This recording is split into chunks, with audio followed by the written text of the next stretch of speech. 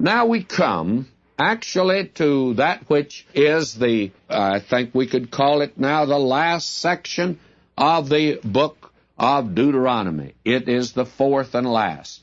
Requiem to Moses. We've come now to the end of this man's life.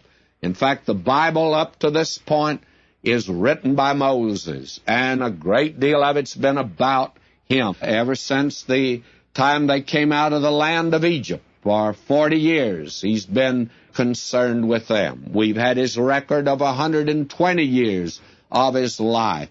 Now he's getting ready to die. And notice chapter 31, verse 1. And Moses went and spoke these words unto all Israel. And he said unto them, I am 120 years old this day. I can no more go out and come in. Also the Lord hath said unto me, Thou shalt not go over this Jordan. Two things about him. He's getting old now.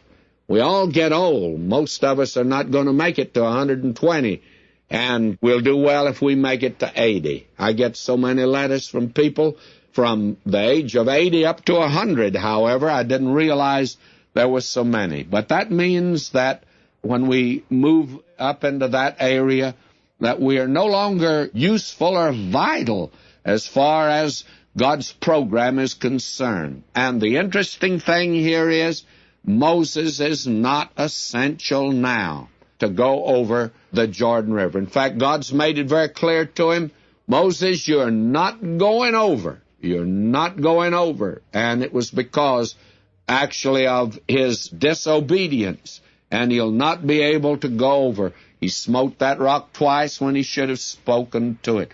And God says you'll not go over. He's not essential. A new leader will take them over. And God's made it clear he's not going to be the leader much longer. Now verse 3, the Lord thy God, he will go over before thee, and he will destroy these nations from before thee.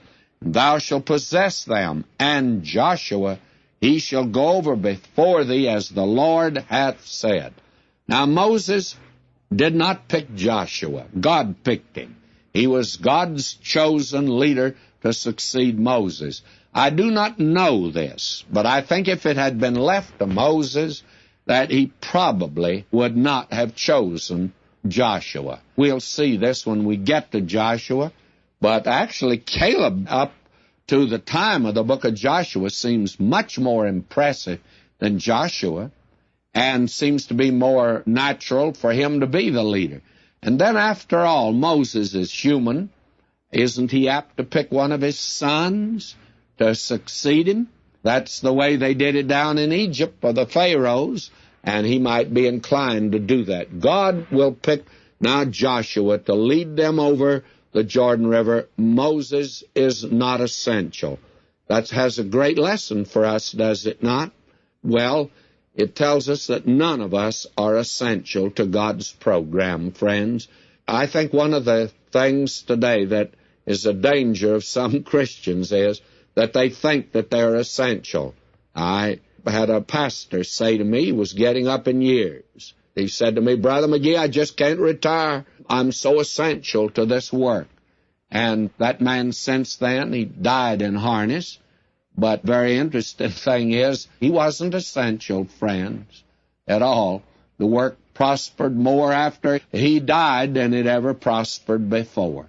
None of us are essential at all. We may think we are, and when the time comes, we should step aside and let God raise up another leader. And that is the thing that Moses is having to do.